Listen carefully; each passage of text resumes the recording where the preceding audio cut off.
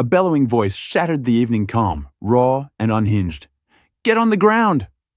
A man in a cheap security vest aimed a pistol at my 78-year-old grandfather, who stood frozen, clutching nothing but a garden hose, water dribbling onto his slippers. Sirens wailed in the distance. My mom's screams pierced the air. The fake cop, Brad, froze as his bravado crumbled, realizing he'd just made the worst mistake of his life. Tires screeched, and 2 black SUVs skidded to a halt. Out poured my uncle's FBI unit, weapons drawn, moving like a storm.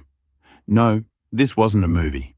It was what happens when a power-drunk HOA tyrant like Lydia plays militia in the wrong neighborhood. I'm the guy who watched it unfold, the one who'd already flushed her shady irrigation system with sewage to send a message. And trust me, that was just the opening shot. I'd been staying at my late mom's old house, helping my grandfather while job hunting through grad school burnout and a shaky market. Grandpa, a Korean War vet, tended a garden so pristine the local birds practically owed him rent. Our quiet retirement community was supposed to be a haven, emphasis on supposed. Then came Lydia, not your average busybody, but a turbocharged menace with a red ponytail, a clipboard fused to her hand, a purse big enough to smuggle a microwave, and a voice like a car alarm on its last breath. She'd crowned herself president of the Neighborhood Standards Committee, a group with no paperwork, no board, no city stamp, just Lydia, her printer, and a delusion of grandeur.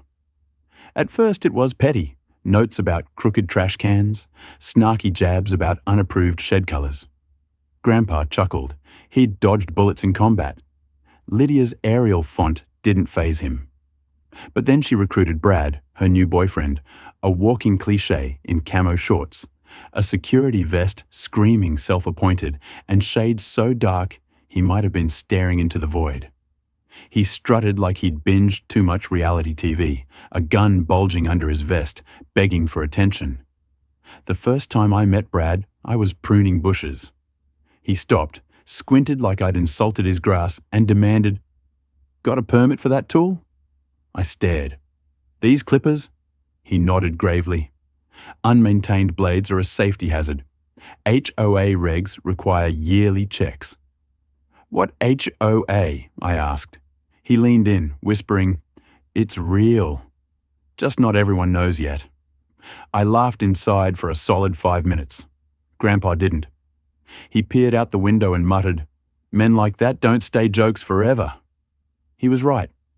A week later, a violation notice claimed Grandpa's flag in the flower bed was overly patriotic and might spark global conflict, printed in Calibri no less. Then noise complaints about his sprinkler, quieter than a mouse. I recorded it, barely audible. Brad didn't care. "Weaponized water flow disrupts auditory peace," he declared, handing me a ticket and a pamphlet titled Mastering Strategic Gardening. I wanted to brush it off, but Grandpa's unease grew. That garden was his last project with Grandma before she passed. Seeing him hesitate before watering lit a fire in me.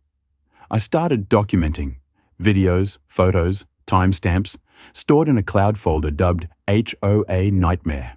Then Lydia upped the ante. She announced a community irrigation system. Noble, except she skipped permits and funds, tapping private wells, including ours, to hydrate her rose labyrinth, the Serenity Patch. I noticed when our water pressure tanked, bills spiked, and Grandpa's peppers wilted. Confronting her, she beamed, "We're all in this together. Water sharing's neighborly." "Not when you steal from a vet," I snapped. Her setup was sloppy, a backflow preventer I could tweak. I rerouted her line to a tank of grey water, dish rinse, laundry runoff, a dash of septic juice. I called it neighborly fertilizer and let it fester. She didn't notice as her roses yellowed and her maize turned to mush, blaming barbecue fumes. I grinned, waited, then flushed it full force. 2 hours later, she was screeching at Brad in her yard. He stormed over, demanding to inspect our system. Grandpa was watering lilies when Brad lost it. "On the ground!" he yelled, gun out. Grandpa froze, hose dripping. Mom screamed. I ducked behind the mailbox, recording. My phone buzzed. My uncle, FBI counterterrorism, who'd heard the saga at Thanksgiving, texted, "Gun on Grandpa now?" I replied. ETA 5 minutes. Brad didn't see it coming, reveling in his power trip. Then engines roared. 2 SUVs, doors flung wide, my uncle's team charging out. Lydia shrieked. Brad's gun shook as they shouted, "Drop it!" Grandpa's hose slipped, smacking Brad's shin with a wet thud. Poetic justice. It smelled like swamp water, but it didn't end there. An agent pulled a folder, eyeing Lydia. "Ma'am, you're under investigation, not just for water." The crowd assumed it was a rap with Brad cuffed and Lydia fined, but the FBI lingered. "Financial activities tied to your HOA," the agent said coolly. Lydia stammered, "What activities?" "Unregistered dues, fraudulent docs. We need clarity." Her fake empire unraveled. She'd extorted thousands from seniors, faked city stamps, and banked it under her old name. Her rotting maze was Exhibit A, sewage-fed proof of her scam. Agents snapped pics of her standard signs, rules like patriotic displays need tonal approval and bright chairs provoke chaos. Neighbors spilled tales. Mr. Hensley paid $300 quarterly, thinking it was legit. Mrs. Cho repainted her home after Lydia deemed it too vibrant. They'd tapped 3 wells, nearly draining one. Brad's gun? Stolen, unlicensed, plus impersonation and harassment charges. His security cert was self-printed, misspelling certified twice. Grandpa sipped tea on the porch, shaken but steady, muttering, "All that over a hose." I uploaded the saga. Signs, tickets, Lydia's rants, titled Lydia's Legion, How a Suburban Tyrant Militarized Petunias. It hit 200,000 views by noon, sparking news coverage. Then a letter arrived, handwritten. "You've crossed the wrong people. This isn't over." No signature, just the vibe of a new wannabe tyrant. Dumb move. I dug in, tapping porch gossip. Whispers pointed to Craig Nelson, a private security guy on the neighborhood's edge, pushing a neighborhood compliance council with Lydia's old files. His place screamed control freak. Flags, signs, respect my rules, Matt. I dropped a flyer in his box. Fake HOAs are illegal. Ask your lawyer. FBI family. He countered with NCC memos, noise surveys, patio checks.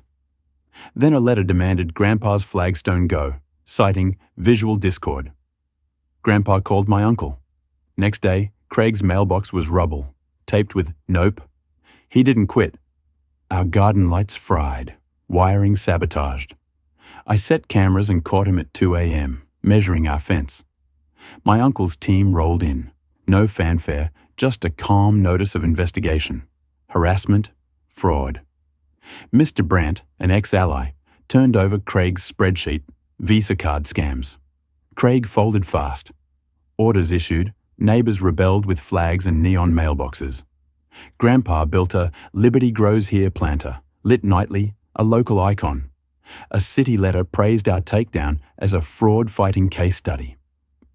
I posted a final video, posing down a dictatorship, ending with Grandpa watering lilies in a "Comply This" shirt.